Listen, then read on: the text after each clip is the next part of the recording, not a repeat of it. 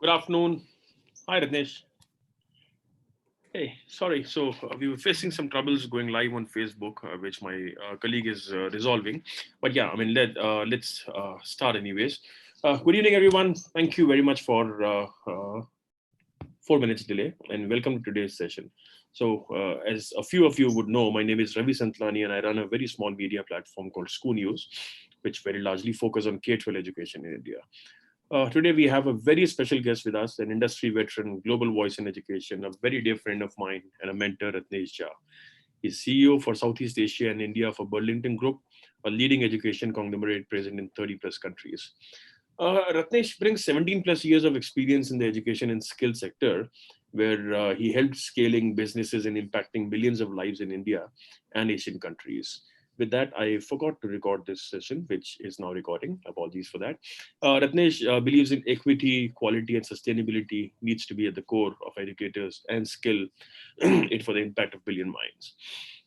Ratnesh is an alum of JNU and Kellogg Business School. For his contribution to education, he was awarded the honorary master from the University of Cambridge. I don't know how to do that. I mean, I would want that for myself as well one day.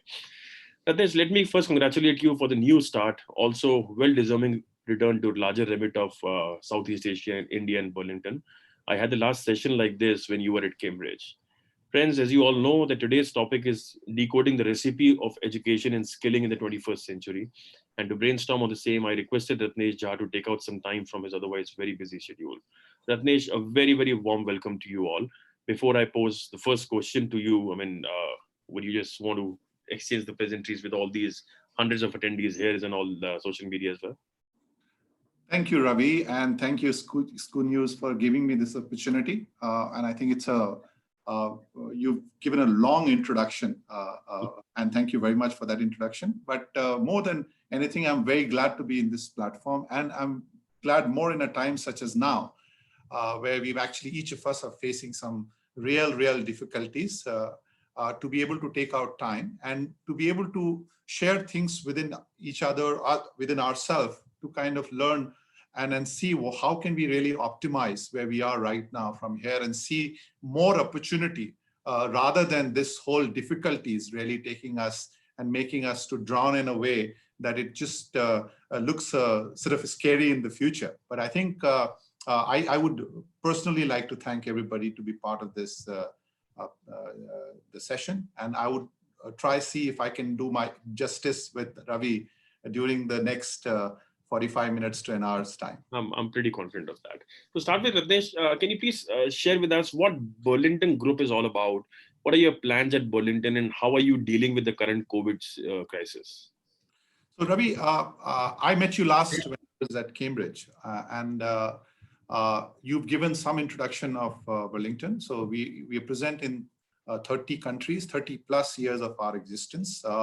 Like many of the participants here, we run large schools across different countries. So we run schools in Brazil, Israel, Mexico, US, Romania, and many other countries. And I think that also gives me an opportunity and chance to be part of the larger ecosystems, both the pain as well as the opportunity which we see from here. Also, along with it, we've actually run a large scale technology solutions in the education space as well as the skilling space. Very interestingly, I'll give you my own personal story, and that'll give you say that what this organization is all about. I was a keynote speaker in one of the education technology conference outside of India. And often what happens in the conferences, you actually talk about framework, large sort of how exactly ideal balance of knowledge and skills can really be run. And then you walk out of the conference worrying that how will you get this to execution? And therefore you start wondering that is there a good balance between what you talk about and how do you take that to the execution? In that conference, after the conference, I met folks from, or my colleagues or senior colleagues from Burlington, and they very humbly suggested that why don't you spend some time with us? We wanted to show you something which is really helping us. Very humble for the scale what they are. And I just decided to part of that session, and they said that this is something which is really what we do. And there was a solution which they were presenting to me, and we do it in many countries. And in that moment, suddenly I realized that something which has been spoken about in many of the conferences which I attended, I could see something coming out very live. And for my own passion of what you just said, that to be able to have a solution which can have a equity, quality, sustainability, you could scale it, it really resonated at that point in time. It was a very simple solution. And then I started going deeper down that what are the kind of framework are you using for this solution? So they said, it is based on the competence framework, as well as, a world-class CFR CASIS kind of framework used deep inside the solution. And I said, at that point in time, there was nothing here in India and Southeast Asia as a discussion. And I said, you've really worked in different parts of the world. What do you think about India? And suddenly the moment comes to me. He said, which part of India are you from? So I said, I come from a state called Bihar. And he said, okay, why don't I really show you something? And that was the moment, which was an aha moment for me in the discussion. They said, let me show you something which is really plays back to you. I said, why don't you say a few sentences? I said some sentences and they played back that same sentence to me by finding gaps in the sentence and the way I was pronouncing certain phenomena, the words and the letters. And I think that came out as if somebody is really solving that. Then I asked the next question, what are you doing in India? He said, the gentleman said that we've already worked in 11 states in 11 different languages. And we've taken all that languages in terms of instruction of teaching. And we're doing that without even being there in the country. So that just told me that how much of research gone in that for last many years for them to do that and therefore be able to relevant in a country. So very well researched based organization, very application oriented organization, looked at framework and be able to take that framework to real execution was the story of Burlington. And that made me to say that this is the story I want to be part of. And I took the decision of being part of this organization.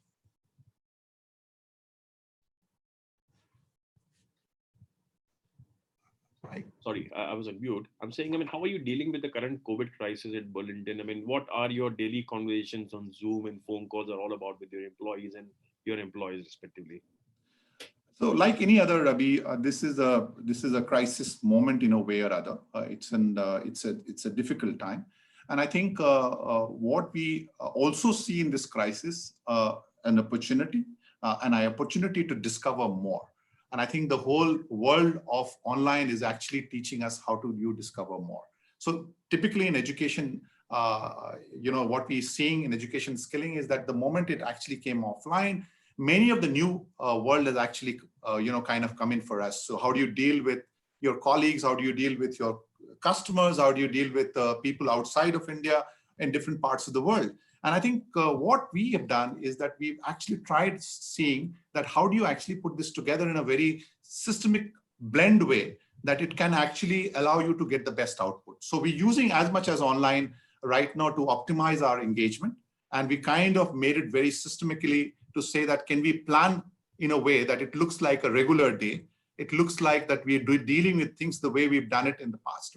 And let me tell you, it's actually optimized our own set of efficiency. We're actually dealing with better efficiency. We're cutting our time, such as breaks and the travel time, and be able to, not only in India, outside of India, be able to collaborate and meaningfully contribute in terms of our own sort of work. So it's extreme time, difficult time, but also an opportune time to optimize, to see the blend, what we in education and skilling always talked about.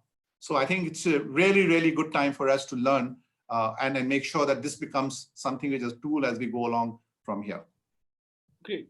Thank you. And with that, I'd like to share a little backstory of why this session is happening, why this webinar is happening. Just to let you all know, attendees, rewind to a little more rosy days. It was early last year when Ratnesh and I, were in London together, and we have been talking about something since past couple of years now. So it all started basically when we were in London together for a conference, and he got me up at 6 in the morning. We were both staying in the same hotel. In fact, as a matter of fact, there were 40 more top minds from education in India who were staying together in that hotel. And Ratnesh forced me that, hey, tomorrow get up 6 in the morning and we'll go for a walk. I said, who wants to go out in London that too early in the morning, 6 o'clock? It's too dark. And of course, -5 degree temperature and freezing. I said, no, Ratnesh. He said, no, Ravi, you have to go. And then I hopped onto a London taxi. If you, a few of you may have my WhatsApp number. My WhatsApp profile picture is also exactly that. When I went to Primark to buy a pair of sneakers and lowers and also, I was a little reluctant first, but I can't say no to Ratnesh. So. When we went for that walk, I mean, we finished it around 7:15 or so, and we got into a discussion while standing on the iconic London Bridge with our coffee cups. And I asked Ratnesh a very simple yet very complex question. So I asked him, Ratnesh, tell me, there were about 40 to 50 students in your class right till grade 12, and you all studied the same books from the very same teachers. What was so unique about you that you became what you are and not all your classmates?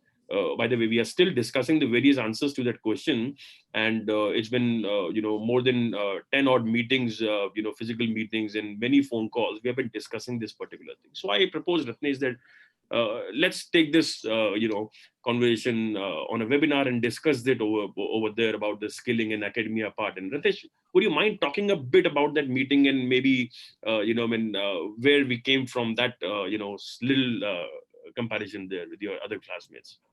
Yeah, in that meeting, Ravi, one thing which I remember, while both of us were sipping in coffee, you had a smoke which was giving you a little bit of more, making you more warmer than I was. In fact, it was a chilling day, early in the morning at 5 o'clock. And actually, we requested many other colleagues and friends to join in. And I think we landed only two of us being there. Yeah. To reflect back, it doesn't really seem like long back. It seems like yesterday. And every time I see your WhatsApp picture, I am reminded of that. Let me, at the outset, very clearly, tell you that my story is one of the stories. It's not the story, but I do acknowledge that where I come from, many of my own friends and colleagues, or many of my friends have really not traveled the path. And I think it's unfortunate. It is not really something which we would like. We would like all of them to travel better paths and reach to a better place. And I think that just really, raises the quintessential question of what is happening generally in education here, as well as in some other parts of the world. And I think, and as a larger ecosystem, we deal with it. But if you go deeper, and some of these discussions really continued, and some of changes we see now, but if you go deeper, you see we as a society is very geared in terms of getting to a mastery. So we have been talking about rote learning, and I see that with my kids and see with other kids even now, that we want to take a subject, rote learn that, master that, and reproduce that. Not that only the subject and curriculum is made, our structure is also made like that.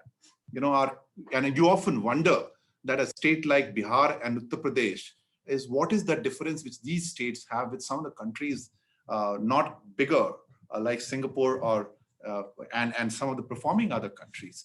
And I think what distinct difference I saw in my own career while discovering at different stages, being as a student, then coming to college and then to work, and therefore something, is really the whole fact of that whole, the whole culture of being master, rather than an independent learner, rather than a reflective learner, rather than a thinking learner. One can always argue that that mastery is the one which got me here where I am. But I would argue back to say it wasn't that mastery, and it is not that mastery has got some of the people who've done well in their life. Mastery was important tool for me to know and learn. But the whole independent thinking of an individual to be able to question and say that this is really why this is happening. And I would actually go back and research what is happening in this stage and come back and address that issue. Is something which is really, which essentially makes one individual different to the other. And I think that goes in terms of defining all of what you talk about in terms of skills, etc. But at the core of that thinking exists is your own sort of self-learner. Are you the self-learner, or are you kind of bringing the culture of being a learner in that particular society? I think today we're sitting in a time where that is the most important skill which we can actually give it to our children. Let me tell you the example of it. Today, if you to actually think linear, which is a mastery thinking, very difficult to deal with the situation such as COVID.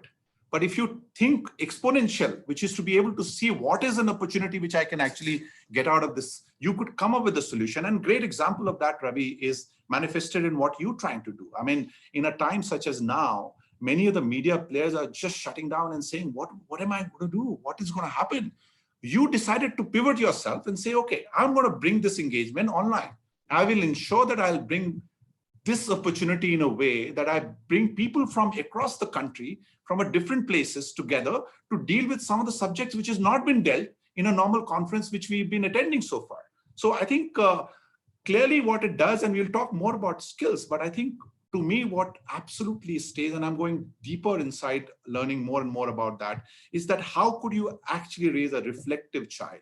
How could you raise an independent child, a child who is willing to learn? Today, we are actually, created a, system where there's an interest of learning is actually not, is really being compromised. So how do you kind of make sure that basic skill of that thinking and independent learning really get instituted? And I think that's the primary difference for anybody who's actually gone beyond the boundaries and started actually doing better than what any of other friends or their own sort of peer in the past have done. And I think that's just a story, which is really what I wanted to, share that day with you. And today, even in that 50 class, when I reflect back, I see many of them have done well, but I think why not all 50 actually have that exposure of self-learning and thinking, and therefore do well. Exactly. And I think, I mean, with your last quote, I mean, we can also frame that as a question and ask all our audience to actually type in, in the chat about, I mean, what do you think? I mean, if there were 50 students in class of Ratnesh, and Ratnesh is today the CEO of Burlington Group, and, I mean, he's done so well for himself. What about the rest 49? I mean, what are your thoughts? I mean, please do type in on the chat box over there. And also, Ratnesh, what according to you is changing in 21st century? And do you think, does anybody really know how the future would look like, and therefore the future skills? And what is the most important infrastructure of 21st century? If you could share some light on that. So I think, Ravi, the answer to the last question, does anybody know what that future is? Impossible to answer. I think none of us have actually figured out what that future look like. We do absolutely make some sort of assumption and sort of basis what we are learning so far, and therefore see what that future look like. But to go back to that, the whole question of 21st century, I think, Ravi, if you to look at our own evolution, and I think it's intriguing to know, and I think many of us have read about this, that till about 1807 or 1809, which is really where the early of 19th century, India's actually economy, both from an industrial output and own set of contribution, was in excess of 20%. And that really then you actually went through the sort of 19th and 20th century, where many things happened. 19th century, you've actually had many of great things happen. But for India, it was actually a time where you went from something like a 20 plus contribution to a GDP down to a 4% contribution, even down in the future. Now, going further on the 20th century, you see a lot of changes happening in terms of automation, technology coming in. And when we came into a 21st century early, which is like some distance which we have traveled, we still, dealing with some of those fundamental issues and getting accelerated with the situation such as now, when you have a pandemic happening and where you actually getting COVID, trying to ask you the question that why are you aware of what's happening around, in the society and in the ecosystem. So I think, coming to your question on the 21st century and the future, what it looks like, I think what definitely it looks like that it is not going to be the same, right? And it is going to be different. Now, in context of education and skilling, if you actually bring it down, I think so far we've been actually being that rote learner, that mastery. I think that's not going to really help us in the future. What definitely be able to help us in the future, to be able to exponentially think and see are the skills which we are building at, which can help us and to navigate through this whole situation and the crisis such as now. Now, you have a crisis and somebody would actually see this, fast forward that and see it in a form of, changing climate and seeing some major crisis coming in the future, and you see sustained amount of that happening in the future. How do you deal and how do you build this some fundamental skills and to be able to, see that, kind of really opportunity within that? You use thinking, you'll actually be able to extend your universe and go across the world sourcing for some of those solutions.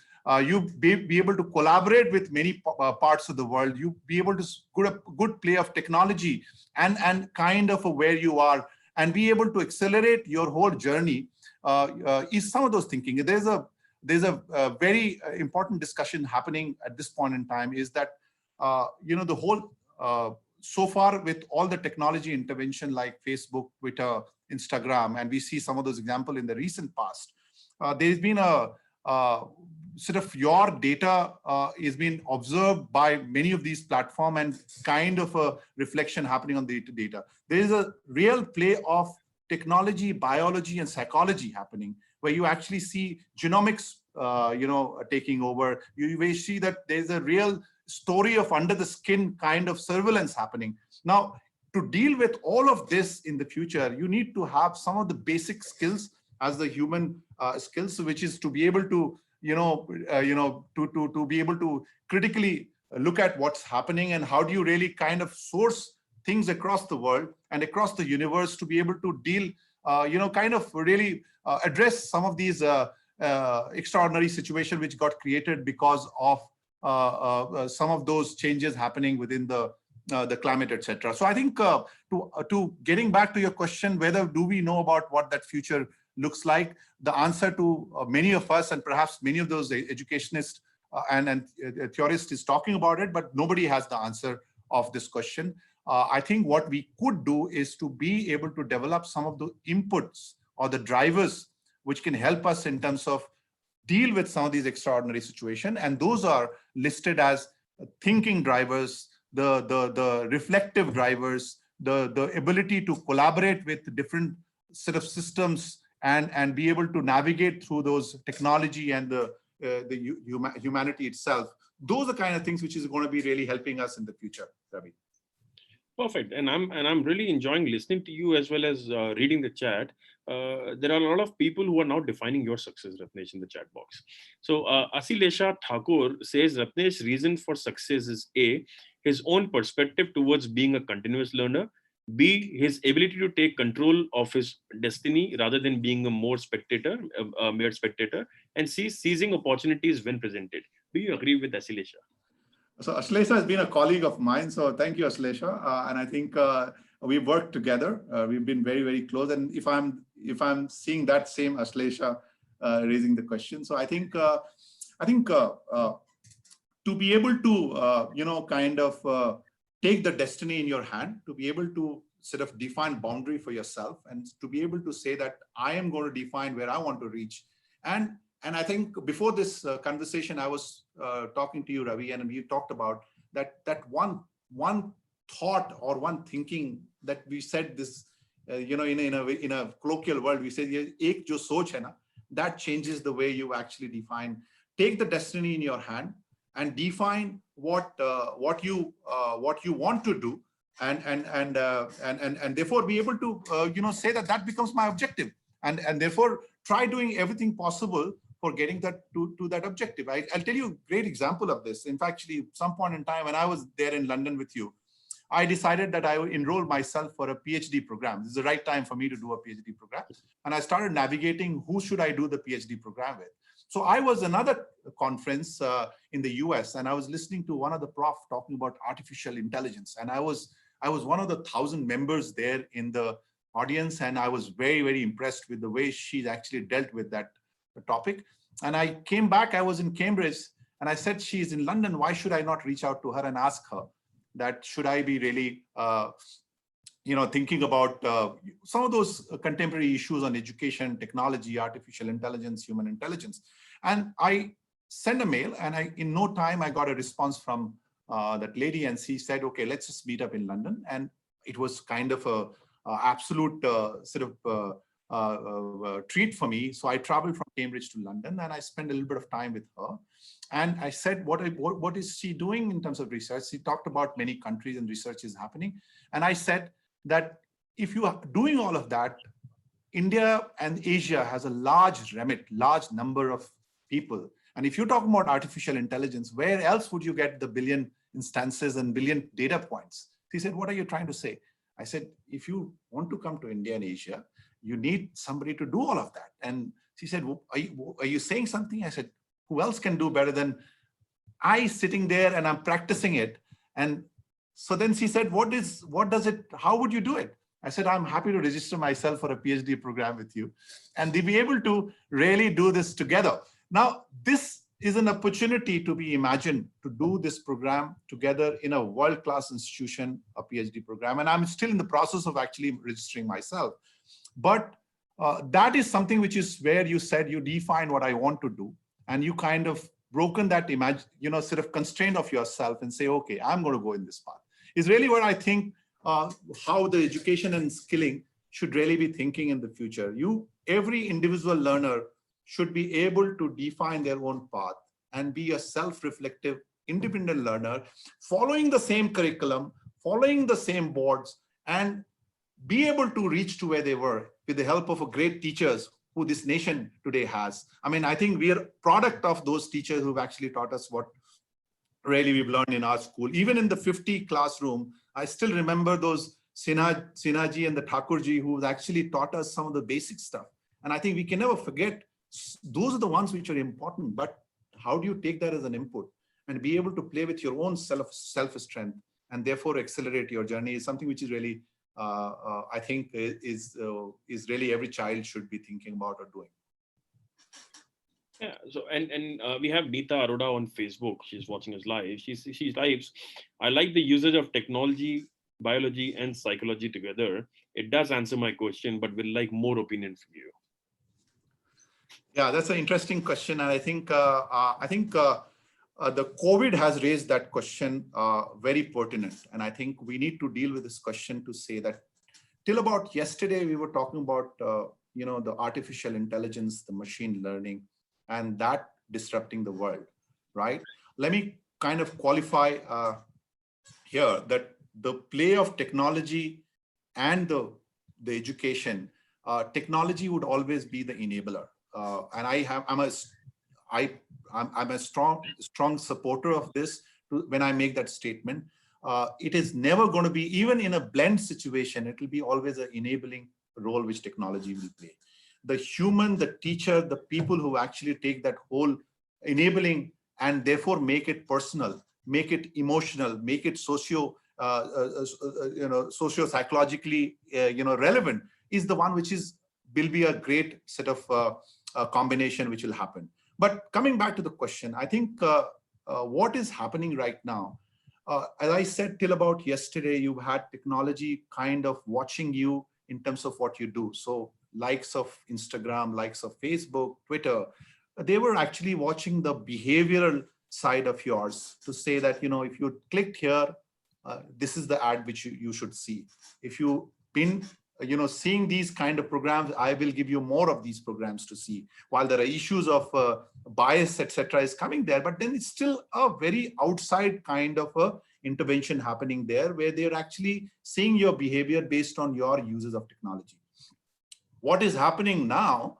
Suddenly you see the play of under the skin happening with the technology. So you see that you could actually go and be able to predict the mood of a individual based on what is happening inside his own body. Now, that's a biological side of it. So you're going inside the body of individual, and you actually trying to kind of really predict many of human side of that individual by using that biological, and that's a higher state of the genomic science or the genetics evolution which is really happening. Now imagine that if you take the technology and you start getting inside the individuals and start playing with the whole psychological aspect of that individual, I think that's going to be a different play. And I think that could be a very positive play because you can deal with many of those deficiencies and the gaps, but it could also be a scary play because you don't know what's going to happen. How would you play with that, sort of behavioral output, dealing with the technology and biology? So I think we are at a cusp right now that as a humanity, we need to take very clear decision as to which direction do we want to go. But whichever direction which we go, some of these basic skills is very, very important for the current generation and also generation in the future. To be able to navigate through some of these challenges, this whole biology, psychology, and technology would actually put this together for you. And those are the ones which we also classify as sometime as future skills, 21st century skills, to be able to, be able to think independently. What is this new situation? Why is it coming? How should I be reacting? To be learned from that situation and therefore take a reflective view about that situation.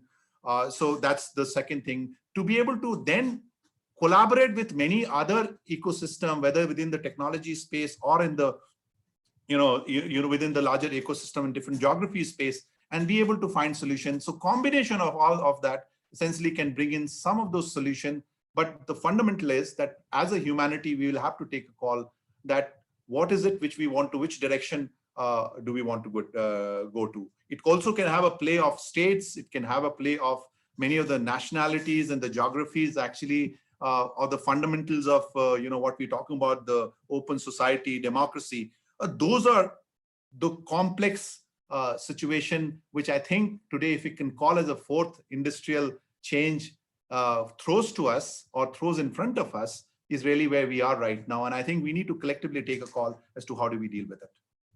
Perfect. So, Ratnesh, what do you think? Is current education a trap, not helping build skills for the future? Or any good example from any other country that you have researched on?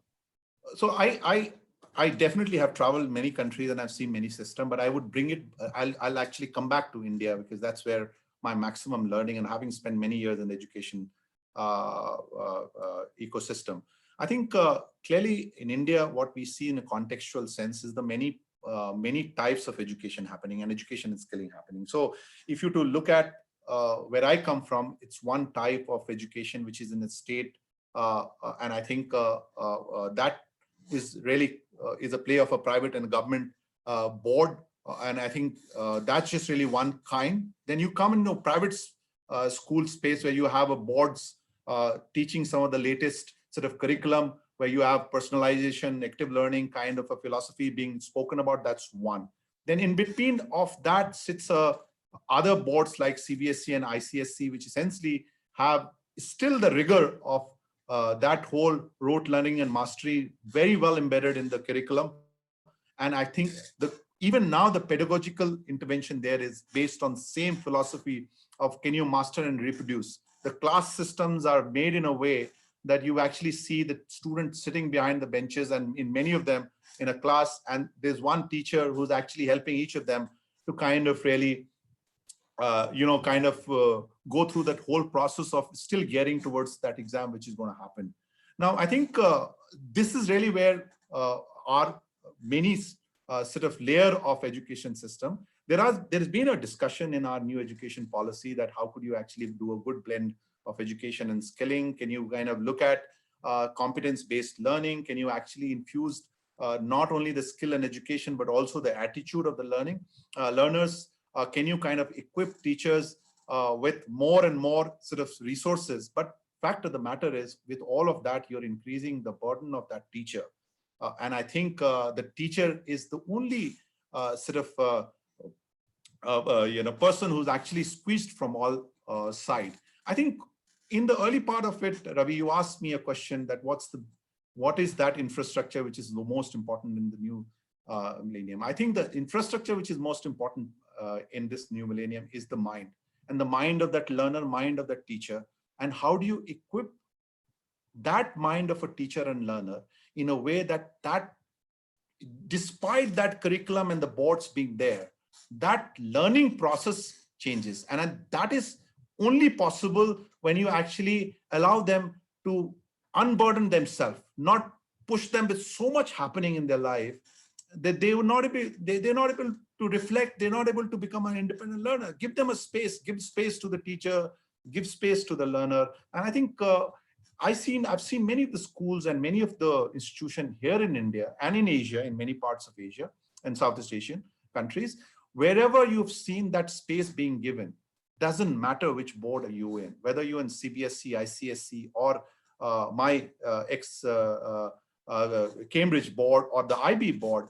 I think system plays it very well.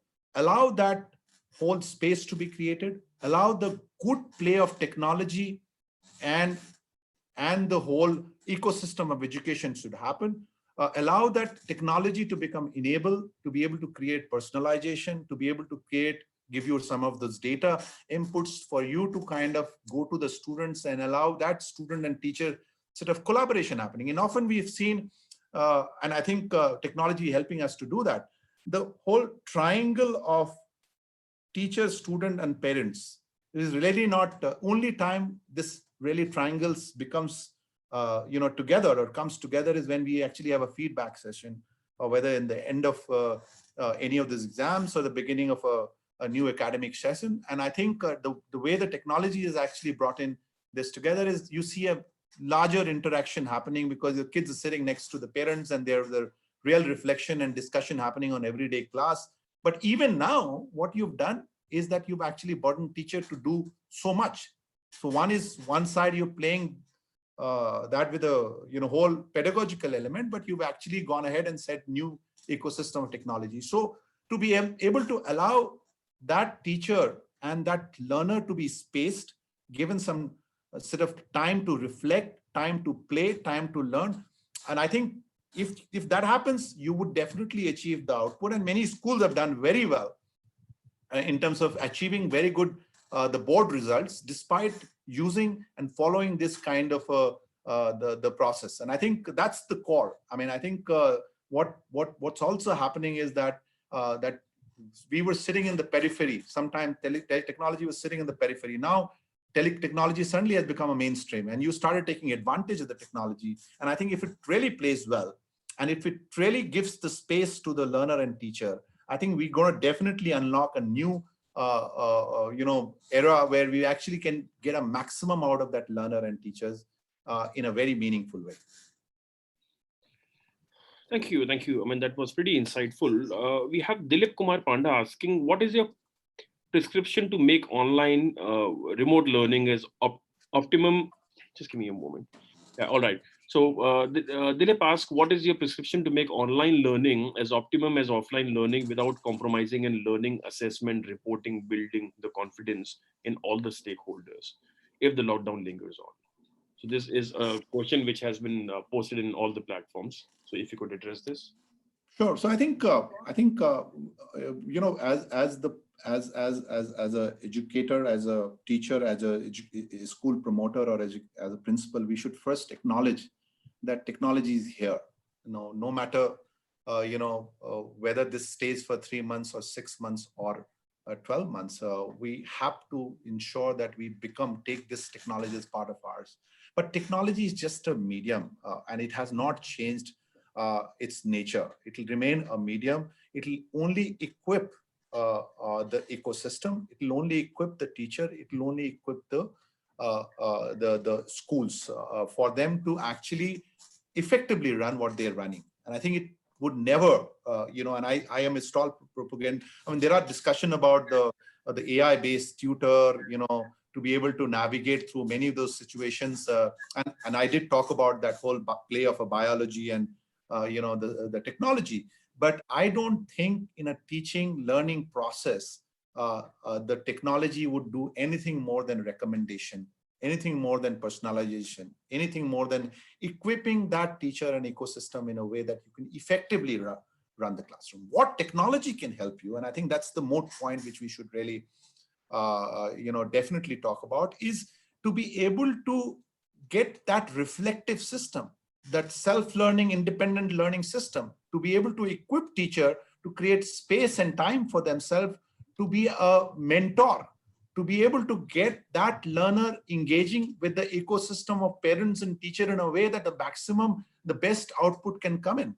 to be able to get some of those socio-emotional challenges which which society will face because of extraordinary situation like climate, etc. To be able to have that self-reflective discussion, to be able to have that thinking, to be able to plan for some of these extraordinary situation which is getting created. So if you to see technology as your buddy, if you to see technology as somebody sitting on the side and telling you, okay, this is something which I can help you with, this is something which is easy for you to do it. Many of those one which are repetitive, which are nature, which is something which automatically should be done or should really be given to you on platter, is really what technology can easily provide to you. How do you take that and transform that in a way that can help you create a better ecosystem to generate a self-reflective teacher and a self-learning child, is really where the win for all of us going to happen. And I think we should collectively try see that how do we actually get each of these.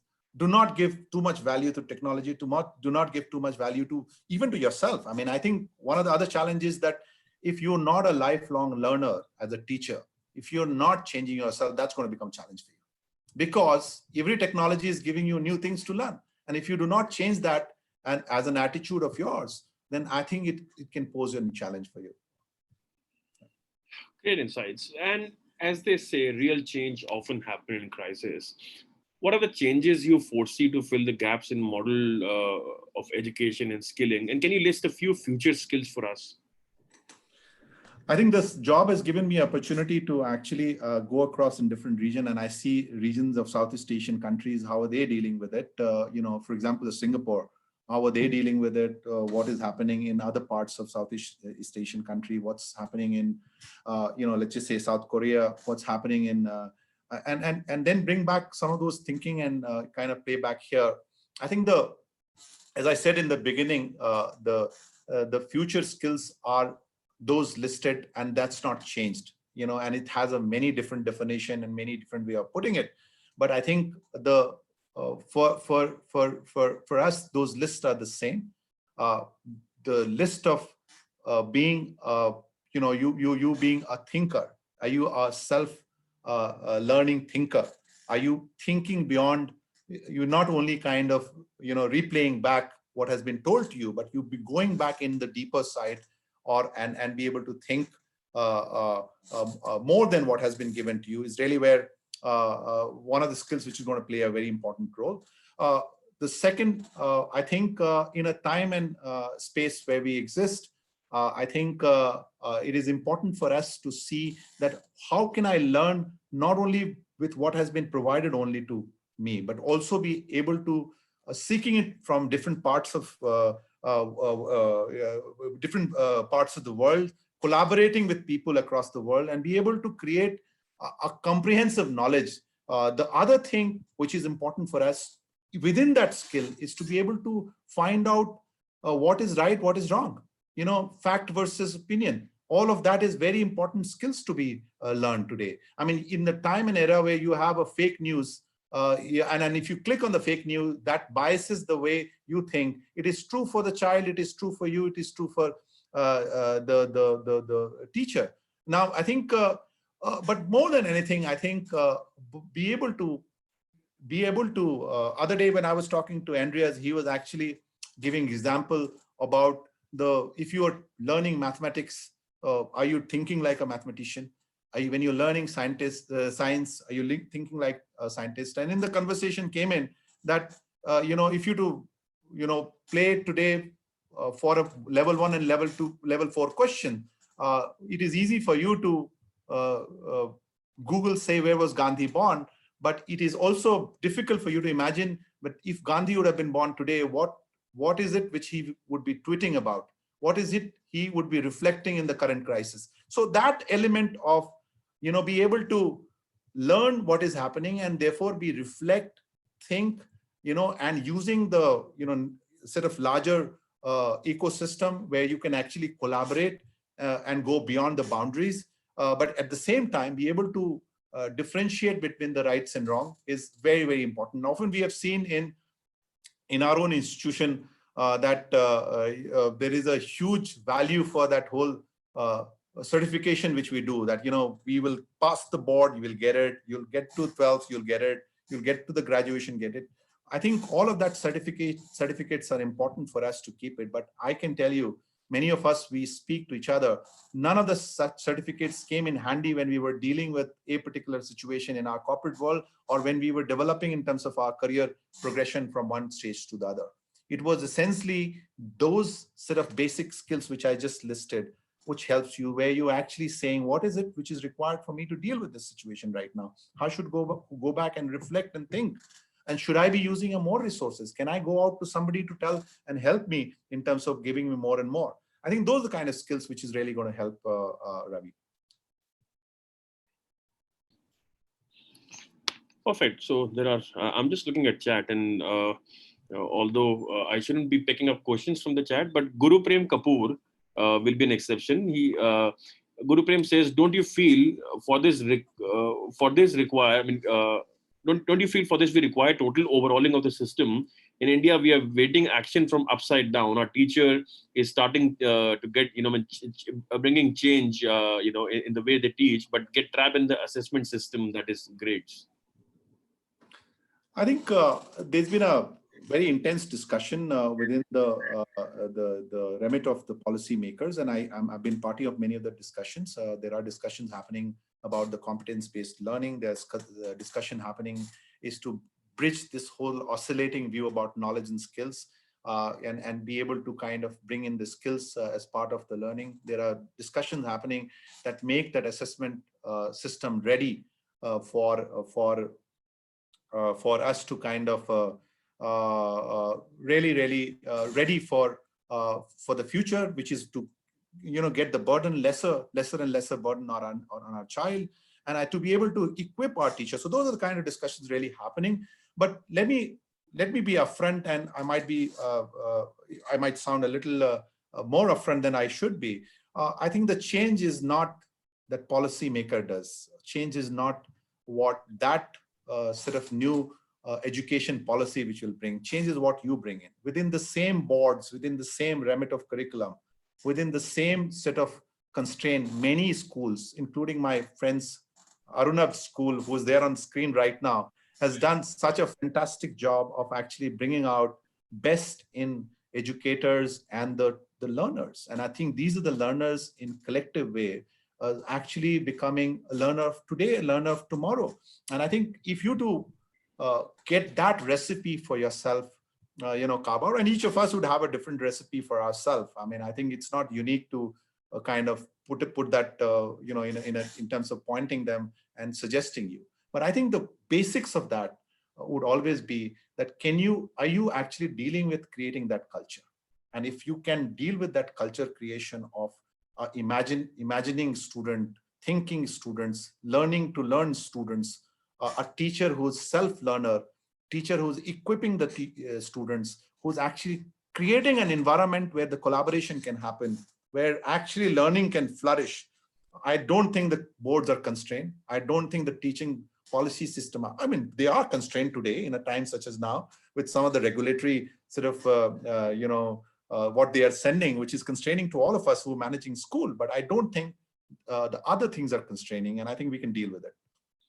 So the idea of bringing the third partner in crime, that is Arunab, live on this show, was because he was there in London. He was there at London Bridge. He was the third guy holding the cup of coffee while we kind of initiated this discussion, and he was watching it live. I asked him, would you want to come and give a little surprise and kind of take that conversation further, because he was the third party to what we started in London, and I thought, it was a good surprise for you. I hope you like it, and if not, we can take it offline. Absolutely, any day to be part of any of the discussion where Arnav is there. It's all delight. Thank you, gentlemen. This is perhaps the first time when I've been absolutely the uninvited guy. But now that I'm in the frame, Ratnesh, I want to just make a point here.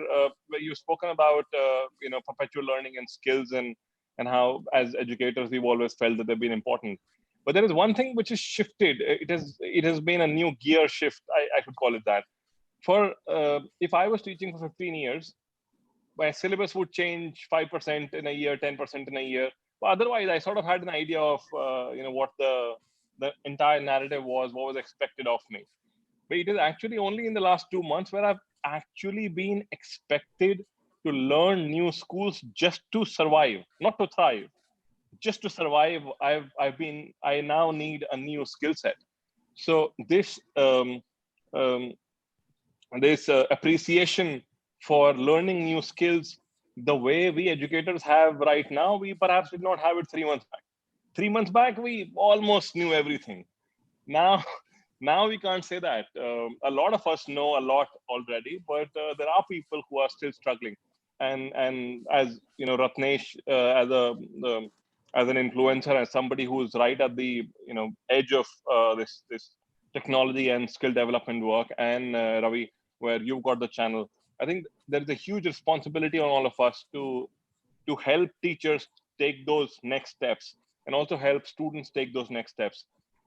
If it is about learning new skills, I think now is the best time that we've ever seen, at least since I've been around. Perfect. I'd just like to add a fourth thing into that. We as influencers, as well as the platform, I mean, I think the only thing that we need to do right now, also just to add to what you said, is also to take care of the well-being of the teachers. I see, millions of them in India, I mean, who are kind of overthinking about a lot of stuff. So I think, I mean, I'll just add that, the mental well-being of all the teachers who are facing this pandemic right now and uncertain about the jobs and the salaries. Over to you, Ratnesh. No, I think that's a very, very question which you're raising, Arnav. And I think that actually goes back to the fundamental of us to say that, this crisis time has actually got us together.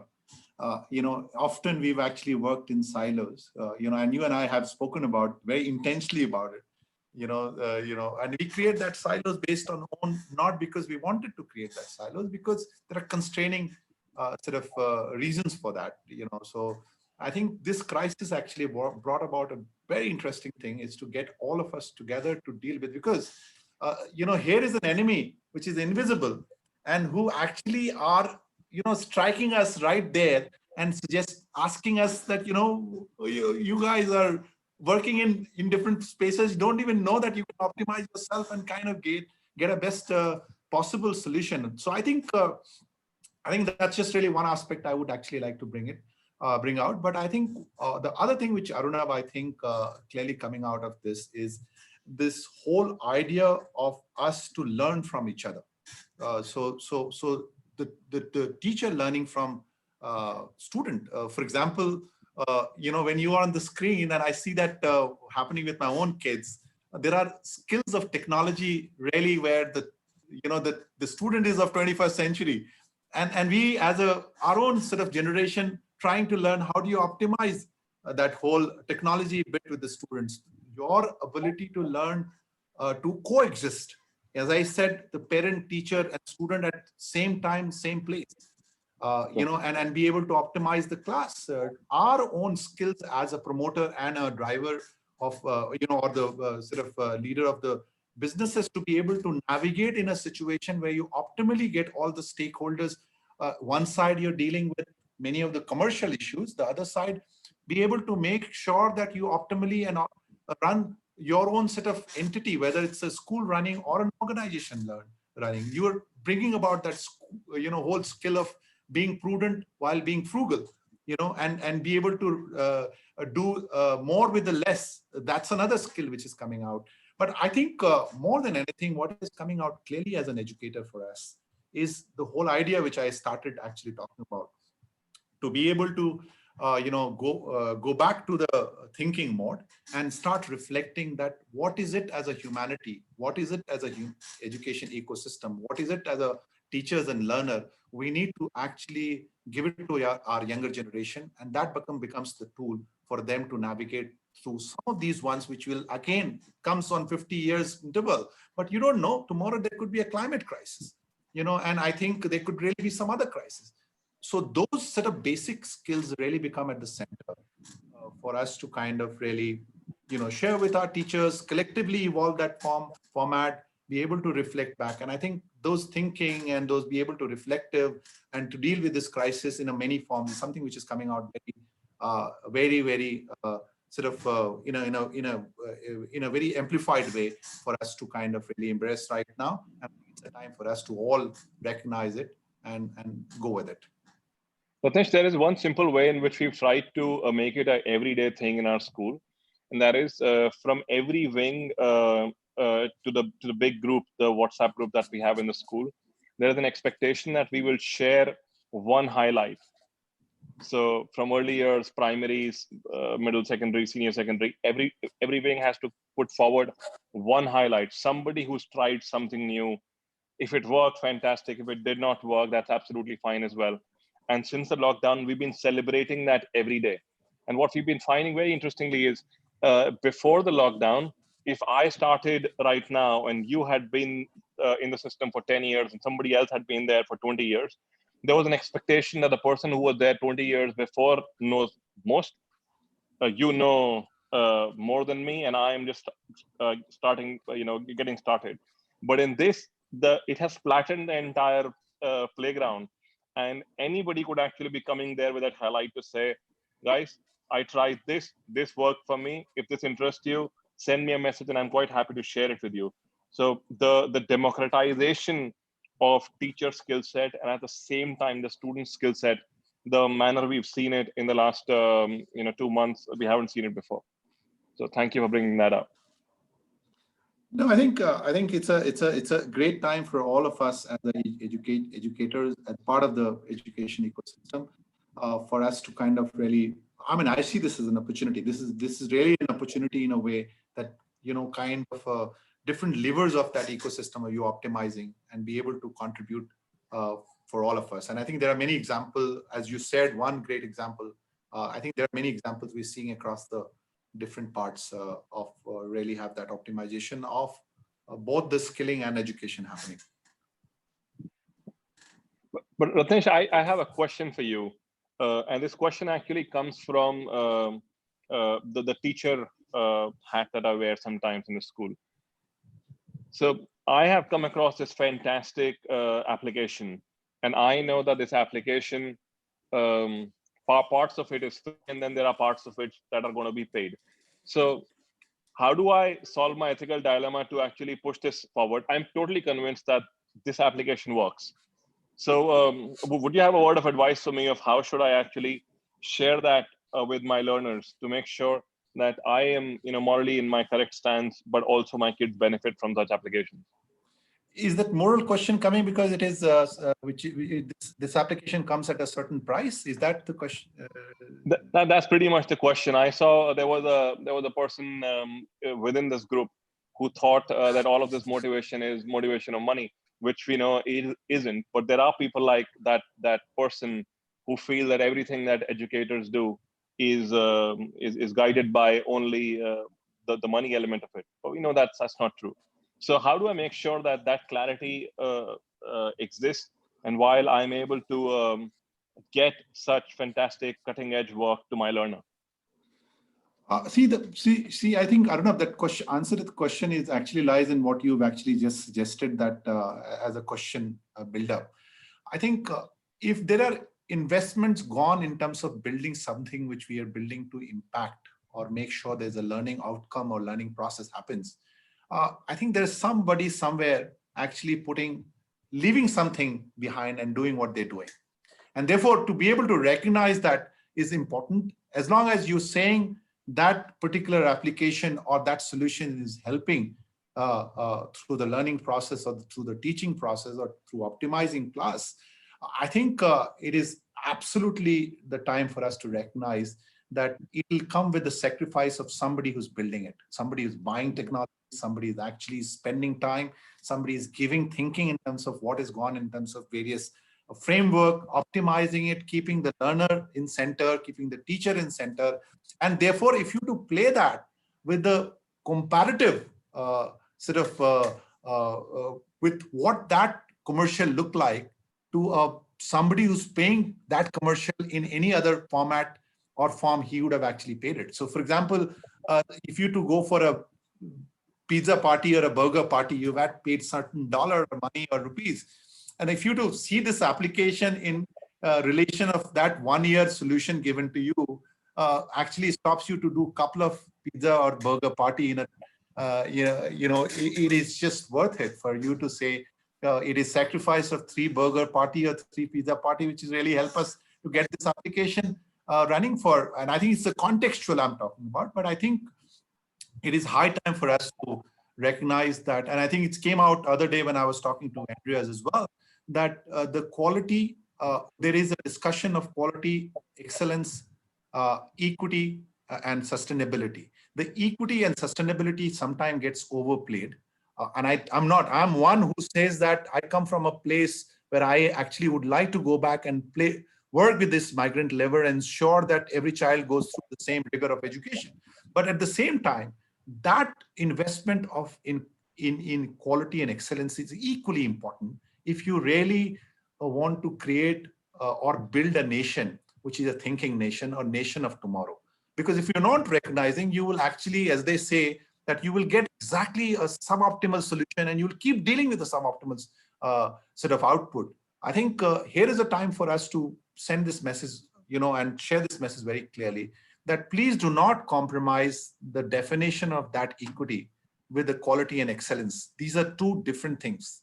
That quality and excellence require resources to be invested in. Recognize that. Equity, if you want to deal with it, you can take out money from that excellence and reward and put it back to the equity and then therefore deal with it. But oftentimes in this country, and we've seen that we try actually putting, and I think it's important time, and some of the discussion about this whole fee structure, etc., which is coming. I mean, imagine it's an extended world we are living in, and those teachers and those staffers of the schools are the ones who actually have their own family. How would that deal with it? How would you optimize it? How would you actually ensure there's an ecosystem exists? So I think really having the quality excellence discussion on one side and equity one side would actually get your conscience sort of take a right decision, be confident. And I'm sure you've taken many of this decision in your own ecosystem, which is really disruptive. Sorry, that's just my kids running around and I'm trying to tell them, I'm on air. Ratnesh, I want to bring a slice of that discussion back into this because I think it's relevant. When you and Dan were speaking, and for people who were not a part of that, Dan was Dean for Teachers College at Stanford. And what was said was that, yes, there is growth mindset. So the idea that get your children aspiration and ask them to keep trying it till they get it. Bear with me. Sorry, that's them. Kudos, you need to go. So there was the idea of we need to keep our kids aspirational and have them stay at a problem till the time the problem is not solved. But he made a very, very interesting point where he says, but you see, they're not going to be able to solve it till the time we don't give them strategies to solve it. So just saying, keep at it, you will eventually solve it is not going to work for them. So if there are tools that are being made available to children that will give them the strategies of solving those challenges, that perhaps will take them closer to success than just saying buck up, or like a lot of my report cards read, can do better. Well, I think even as a 14-year-old, I knew I could do better, and I was hoping somebody would tell me how. So thank you for bringing that conversation in the middle. And I think that's Ratnesh, I mean, I'm just continuing from where Arunav left. I mean, I have two questions which I want to club. One is on Zoom from Jasmine Dolani, who asks, how do you see change can happen with aided or government school? Technology was easy shift for private schools, but government schools and their teachers are struggling. What is your view? Along with that, I would want to add a question from Nisha Bhaker, who just posted it on Facebook. And I was with her yesterday, and she also asked me the same question. So she, just give me a moment. I'm just scrolling. I mean, there is a lot of chat. Yeah. So the what one should do is known by now, but could you elaborate more on the how? What are the implications of what all you just shared if you imagine yourself as a teacher inside a rural classroom? So I think what Arunav said and what Jasmine and what Nisha were asking, I think, I mean, that calls for another question that I want to put towards you. After this, one more question, and then we are done for the day. Yes, I think there are three questions: why, what, and how is really what, if I can club it. And I think that deals with Arunav, your question, sort of saying, what growth mindset or infinite mindset execution look like? I mean, how would you execute that? Is really what the question, what you're asking. And then the question of the aided school saying that, the private school are adopted, but how are we going to be adopting? So, the question of why is very simple, and all of us really, have had that as part of the discussion, that why are we doing, and why are we talking about whole upskilling? Why are we talking about new thinking or reflective thinking? So that's required. How is really where sometimes difficulties come, and I appreciate in some time it gets further alleviated in a aided school environment or a rural school environment, because you not always have connected, you do not have basic infrastructure in place, and therefore you deal with some of those challenges. But I think one of the fundamental things which I talked about, the infrastructure of today is not infrastructure of the physical bandwidth being there. Infrastructure of today is not a tablet or the PC being given in the classroom. Infrastructure today is that whole mind of yours. And I think the execution strategy comes from that mind. And I think I have seen in Nisha's school, and I was visiting that school to see that whole mind is being played in such a beautiful way that you did not require only the technology to aid you or to be able to kind of take forward that whole execution strategy forward. I mean, what Nisha did wonderfully in her school is also to be able to kind of get the best minds from across the world to help her to build that sort of ecosystem. And that always does not come with a price. I mean, there's a mathematics program which she runs, and she talks very, very passionately about it. It is not coming at a certain price. I mean, every resource is not at a price. Every time you connected, you're not actually doling out money, larger money. Today, the bandwidth is so pervasive. I mean, at a 30 cent, you get a 1 GB. I mean, it was not, you could not have imagined. Even an aided school, you could actually take that one corner of lab and you can get every possible resources required for that aided school for children to go through.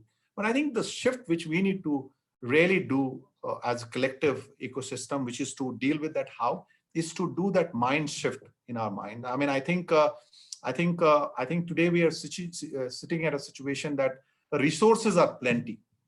The free resources are plenty. The excellence and quality resources sometime to be paid is there plenty.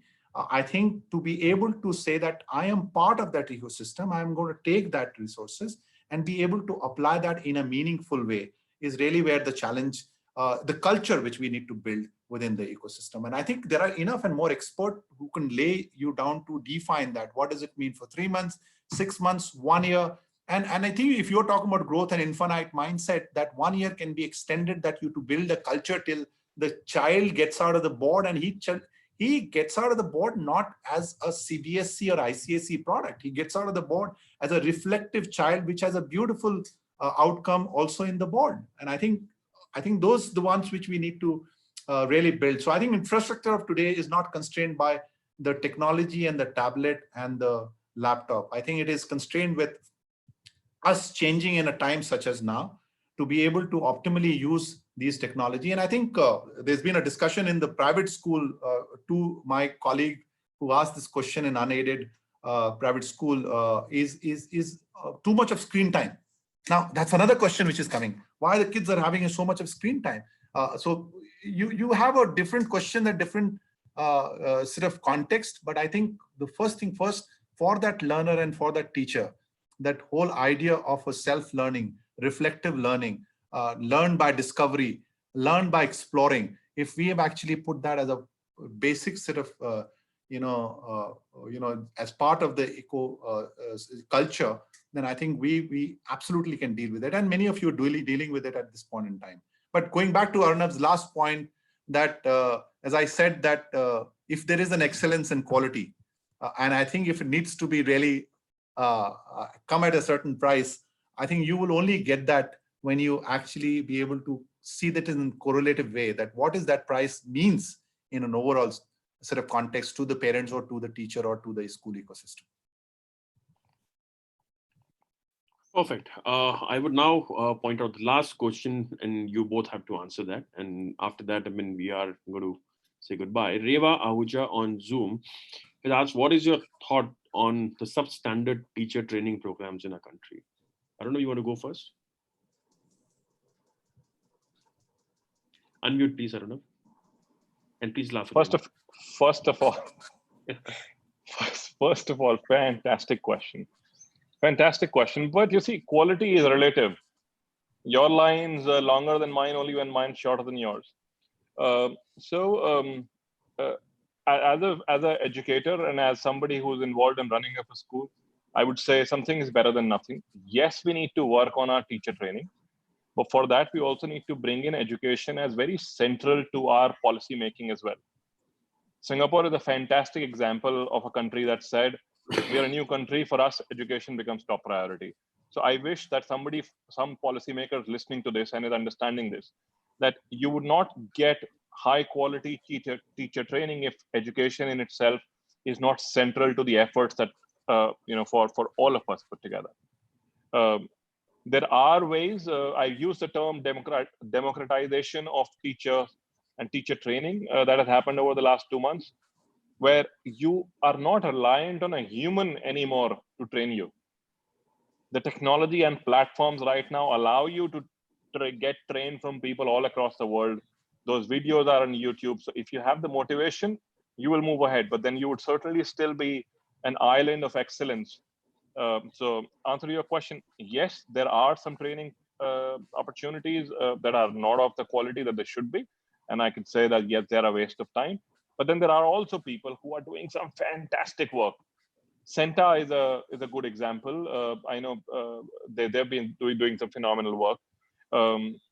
There are more recent players, and I can probably put together a little paper of all these teacher training agencies where they're not enrolling you for one full year, but are enrolling you for only one or two modules. So look out for the best. Harvard has courses for you. Stanford has courses for you. The mass online open courses on Coursera and several other platforms. So let's not blame the system. Yes, there are challenges in the system, but the platforms that are available to us don't stop us from teaching ourselves, people around us. And in fact, because this challenge is happening to everybody on planet Earth at the same time, we are at the cutting edge of some of our solutions, and we can actually be teaching the first world as well. So let's have the confidence and the resolve, and I'm very sure we'll find a learning space. Ratnesh, what's your response to that? I think, Arnav, you kind of answered that question. And I think you as a practitioner answering that question is really, I think, more, I mean, it has a depth in it. But I would also add another point to that, Arnav. I would say that the teacher to learn from a practicing teacher who's actually done well is not the only ecosystem which exists now. What stops you to kind of go lateral to learn from people who've done well in maths but in a different sort of context they are in? What stops you to go to the corporates to learn from them and to say, okay, here is what our organization is or what schools are. School is, would you be able to come and kind of give so many hours in terms of really partnering because you come from a good pedigree and you've done well. So that can really be another channel to it. I think in a time such as now, many of the channels outside of India, I mean, I think to give you an example, which I think Andreas in his conversation did mention, that one of the challenge of South Korea was that and this is like when he says that South Korea was like Afghanistan when they became South Korea. And I think one of the reasons they became South Korea is because of the investment in education. And I think example what he's actually giving is that your ability to invest in teacher despite the fact that the size of the classroom was large, because we understood that size is not as important as the quality of the teacher. And they kind of went ahead finding resources for augmenting or capacitizing the teacher. So I think to your points, to be able to navigate through different resources, which is easily available today in a time such as now, is definitely. But I think the same point comes that you need to extend your thoughts and you need to extend your sort of your own thinking to be able to get those resources available to you. Wonderful. Thank you very much, gentlemen. Ratnesh, would you want to summarize the entire session because I see a lot of people joined late. Would you want to revision करवाना है teachers को? So if you could just summarize this and conclude and share your last tipping points here, please. So Ravi, teacher को revise कराना मतलब ये तो बहुत बड़ा टास्क है. हम मौके मिलते हैं ऐसे करा देते हैं. But I think revise हम ये कर सकते हैं जो हमने शुरू से we've been talking about this is essentially it is in the times such as now I think is optimally coming for us to create an opportunity, and I think in education system I strongly believe that this time brings so much of opportunity for us and collectively for all of us. It brings the opportunity for that ecosystem to be created. We were sitting in on the fence, each of us, trying to do our own stuff.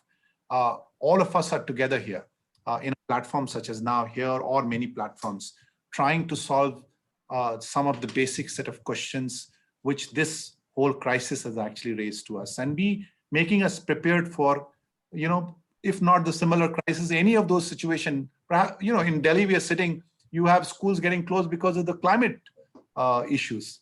So therefore, you're ready for some of these situations to be able to get to a blended environment and optimally run your, your institution or school system as you, deal with that crisis. So that's one. It also brings a great personality in you to be able to humble, to be able to say that it can happen to anybody, and therefore be able to say, okay, what is it which is really there for me to sort of lose, an ability for me to say that let's take this risk and therefore be able to get my remit, larger, and to be able to collaborate and work in an ecosystem together. The other point which I want to reinforce definitely, I think is a point of the balance between skill and education. The competence, what you really want to build in the children today. And I think that is very important point. It's coming out again and again in different platform. And I'm not talking here as somebody who's actually as an outsider. I'm you. I'm you as a part of the same ecosystem. I'm you because my children is going to the same ecosystem. I'm you because my friends like Arunav and Ravi is part of that system. I am one of you who actually recognize that India will not be any other country unless we do not change some of the fundamentals here. And I think and those fundamentals is that while you are constrained with the curriculum, boards, classroom size, teacher training, but is there a culture of that learning which you're building in the school ecosystem or education? Is there a culture of skilling which you're building in your school? And that skilling might not be the hard skills that, after like a German ecosystem where you start segregating schools from certain class to might not be that, because that requires a lot of changes, but maybe a very basic set of inquisitive mind, a very basic set of inquiry mind, basic set of research mind, to be a self-learner, to be, and not create a situation where the children or the teachers see this as another process. I will have to go to school to teach, or I'll have to go to school to learn. Is there an exploration, kind of explorative, or discovery which is happening? Are you making that children or teacher, creating some space for them? And I think if we to imagine, sometimes you constrain, whether financially or otherwise, but I think at the core of it, if you start thinking in that manner, and many of us are thinking because we are constrained at one place, one room, one Zoom session, we are thinking completely out of the box. But I think if you can bring that culture, even on a smaller scale, that will have a longer story for institutions to tell. And I think that's something which is the most important part of what, as a collective journey of ours, we can actually, all of us can take a pledge and start working in that direction. Brilliant. I don't know if you want to say something and say bye, and of course, please laugh before you start. Yeah, I'm willing to. Yeah. So I was very patiently listening to what Ratnesh was saying before I was invited here as a gag. It's been a pleasure knowing you, Ratnesh, and many congratulations on the new initiatives that you're taking. And thank you for doing it. Thank Thank you. you very much. And I suppose I have a minute to speak before we end this meeting. The only topic that I've been thinking, dreaming, and speaking to a lot of people is the current scenario in our country, where I've been speaking to many school owners. I mean, right from a monthly fee of 1,000 rupees to a monthly fee of 15-20,000 rupees, and the scenario is equally same everywhere. Right from Patna, Bihar, I mean, where my in-laws come from. I mean, I know a few schools over there, right from Patna, Bihar to Jaipur and Jammu and Kashmir and a lot of other places in India, including Mumbai and Delhi, of course. Delhi is the epicenter of that. Yesterday, I saw a hashtag trending on Twitter which said "No school, no fee." And I was, I was fuming.